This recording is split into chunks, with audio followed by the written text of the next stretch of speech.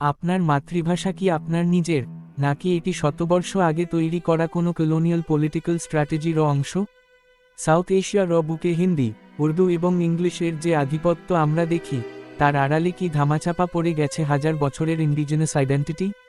আজ vibe of Dhaka আমরা উন্মোচন করব কিভাবে লর্ড ম্যাকলির এডুকেশন সিস্টেম আমাদের একজন কেরানি তে রূপান্তর করেছে এবং কিভাবে এই মেরিটোক্র্যাটিক গণ্ডি থেকে বেরিয়ে আসার লড়াই আজও চলছে। অনেক সময় আমরা আমাদের ব্যক্তিগত করাপশন বা অনৈতিকতার গ্লানি থেকে বাঁচতে ধর্মকে মরাল কম্পেনসেশন হিসেবে ব্যবহার করি, কিন্তু হজরত মুহাম্মদ সাল্লাল্লাহু আলাইহি সাল্লামের উম্মি হওয়ার পেছনে যে ডিভাইন লজিক এবং এপিস্টেমোলজিক্যাল রেভলিউশন লুকিয়ে আছে, তা কি আমরা জানি? একদিকে অক্সফোর্ড শিক্ষিত সোহরাওয়ার্দী, অন্যদিকে বরিশালের মাটির সন্তান শেরে বাংলা, এই দুই মেরুর রাজনীতির মাঝে আটকে ছিল বাঙালির ল্যাঙ্গুয়েজ মুভমেন্ট। জিন্নাহ থেকে শুরু করে আজকের এলিটদের পাওয়ার ডাইনামিকের নেপথ্যে থাকা এডুকেশন এবং কালচারের সেই অজানা সংঘাত বুঝতে ভিডিওটি শেষ পর্যন্ত দেখুন। সাউথ এশিয়ার পলিটিক্যাল এবং সোশ্যাল ইতিহাসে ভাষার লড়াই ছিল মূলত এক গভীর হেগেমনি এবং আইডেন্টিটির সংঘাত। প্রিহিস্টোরিক কাল থেকেই এই অঞ্চলে তিনটি ভাষা লিঙ্গুয়া ফ্র্যাঙ্কা বা সাধারণ কমিউনিকেশন এর মাধ্যম হিসেবে একচেটিয়া আধিপত্য বিস্তার করে আসছিল।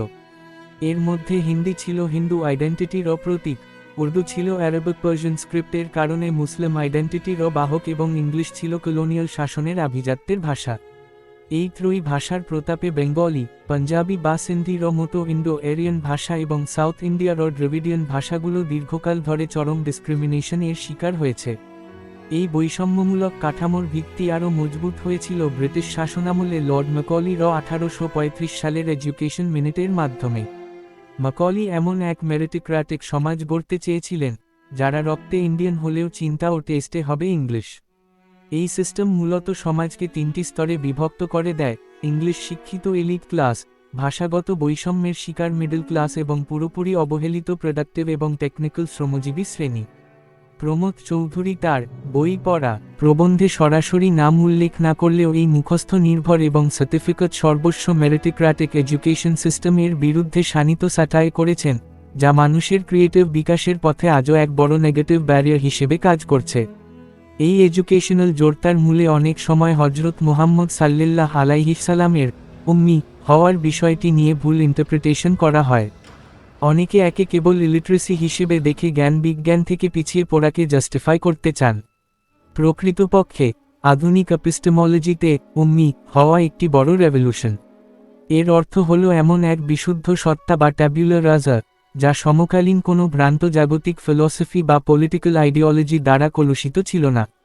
হজরত মুহাম্মদ সাল্লাল্লাহু আলাইহি সাল্লাম উম্মি ছিলেন বলেই তার প্রাপ্ত ডিভাইন নলেজ ছিল সরাসরি সোর্স থেকে আসা বিশুদ্ধ জীবনবিধান, যা তথাকথিত শিক্ষিত এলিটদের মেরিটোক্র্যাটিক দাম্ভিকতাকে চূর্ণ করেছিল।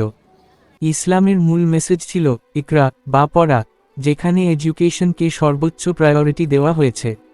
এই প্রকৃত দর্শন অনুধাবন করে আধুনিক সায়েন্সের সাথে রিলিজিয়াস এডুকেশনের ইন্টিগ্রেশন ঘটাতে আলিয়া মাদ্রাসাগুলো এক ঐতিহাসিক ভূমিকা পালন করে। তারা ধর্মীয় শিক্ষার পাশাপাশি বেঙ্গলি, ইংলিশ এবং সায়েন্সকে কারিকুলামে অন্তর্ভুক্ত করে এই প্রথা ভেঙেছে। অন্যদিকে কমি মাদ্রাসাগুলো সম্পূর্ণ স্বাধীনভাবে মূলত কুরআন এবং হাদিস চর্চায় ফোকাস করেছে।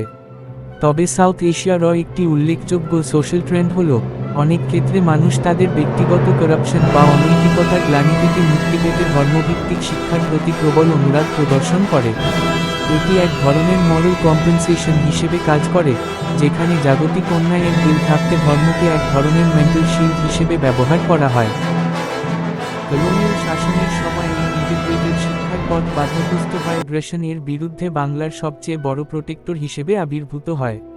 1952 সালের ল্যাঙ্গুয়েজ মুভমেন্ট ছিল সেই চাপিয়ে দেওয়া লিঙ্গুয়া ফ্র্যাঙ্কার বিরুদ্ধে বাঙালির প্রথম সফল মাস এক্সপ্লোশন। এই পলিটিক্যাল প্রেক্ষাপটে শেরে বাংলায় কে ফজলুল হকের অবস্থান ছিল সম্পূর্ণ বিপরীত মেরুতে। বরিশালের স্থায়ী বাসিন্দা এবং খাঁটি মাটির সন্তান হিসেবে শেরে বাংলা ছিলেন গণমানুষের নেতা। 1935 সালে অবিভক্ত কলকাতার প্রথম মুসলিম মেয়র হওয়া থেকে শুরু করে বাংলার প্রাইম মিনিস্টার হওয়া পর্যন্ত তিনি কখনোই উর্দুর মোহে বাংলার ইন্টারেস্ট বিসর্জন দেননি। অন্যদিকে হুসেইন শহীদ সোহরাওয়ার্দী ছিলেন সন অফ ডেমোক্রেসি, যিনি আধুনিক পার্লামেন্টারি পলিটিক্স এর মাধ্যমে বাঙালির অধিকার আদায় লড়েছেন। অক্সফোর্ড শিক্ষিত সোহরাওয়ার্দী 1956 সালে পাকিস্তানের প্রাইম মিনিস্টার হিসেবে বাংলাকে স্টেট ল্যাঙ্গুয়েজের কনস্টিটিউশনাল রেকগনিশন এনে দেন। 1954 সালের যুক্তফ্রন্ট নির্বাচনে শেরে বাংলা, মৌলানা ভাসানী এবং সোহরাওয়ার্দীর নেতৃত্বে এই উর্দুপন্থী এবং ম্যাকলি র ধাঁচের বিউরোক্র্যাটিক এলিটদের শোচনীয় পরাজয় ঘটে। পরবর্তীতে ফজলুর রহমানের উত্তরসূরিদের মধ্যে সেই পুরনো উর্দুপন্থী বা ইংরেজি ঘেঁষা আভিজাত্য টিকে থাকলেও এবং বাঙালির মূল্যধারার কালচারাল মুভমেন্টের সাথে তাদের এক ধরনের আইসোলেশন বজায় থাকলেও সাধারণ মানুষের জয় ঠেকানো যায়নি। 1955 সালে আওয়ামী লীগ তাদের নাম থেকে মুসলিম শব্দটি বাদ দিয়ে পুরোপুরি সেকুলার এবং বাংলা কেন্দ্রিক রাজনীতিতে প্রবেশ করে। যে লড়াইয়ের শুরু হয়েছিল জিন্নাহ ফজলুর রহমানের লিঙ্গুইস্টিক ডিক্টেটরশিপের বিরুদ্ধে, 1999 সালে ইউনেস্কোর স্বীকৃতির মাধ্যমে তা ইন্টারন্যাশনাল মাদার ল্যাঙ্গুয়েজ ডে হিসেবে বিশ্বজনীন মানবাধিকারের প্রতীকে পরিণত হয়। এটি ইতিহাসের সেই সত্য যে কোনো কৃত্রিম লিঙ্গুয়া ফ্র্যাঙ্কা বা ম্যাকলি র তৈরি করা মুখস্থ নির্ভর এডুকেশন সিস্টেম দিয়ে একটি জাতির সেলফ আইডেন্টিটি এবং প্রোডাক্টিভিটিকে চিরকাল দাবিয়ে রাখা সম্ভব নয়।